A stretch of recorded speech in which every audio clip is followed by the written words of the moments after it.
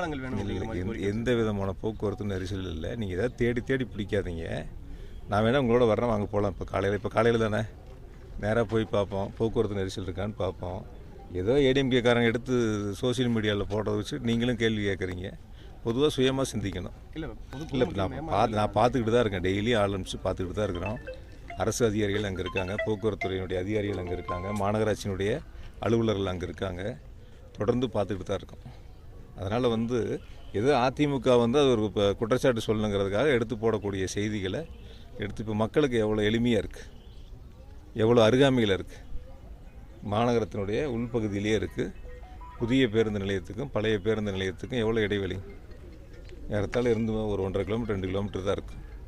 மக்கள் எளிதில் நைட்டு 1 மணிக்கு இறங்கினா கூட எந்த பிரச்சனையும் இல்லாமல் நீட்டாக வீட்டுக்கு போகக்கூடிய அளவிற்கான அருகாமையில் அமைஞ்சிருக்கு. அதை பொறுத்துக்க முடியாமல் அதிமுகக்காரங்க அதெல்லாம் நிறைய கதை சொன்னால் சொல்லணும். இப்போ ஒவ்வொரு இடமா அவங்க விற்றுக்கிட்டு இருக்காங்க. 300 ஏக்கருக்கு மேலே வாங்கி போட்டு அந்த இடங்களில் அரசு நிலத்தில் பஸ் ஸ்டாண்டு கொண்டு போகிறேன்னு சொல்லிட்டு நிதி ஒதுக்காமல் இடத்த தேர்வு பண்ணிவிட்டு திரும்ப மாநகராட்சிக்கு லெட்டர் அனுப்பி மாநகராட்சி நீங்கள் நிதி இருந்தால் செஞ்சு கொடுங்கன்னு கேட்டு பிச்சை எடுக்கிறத விட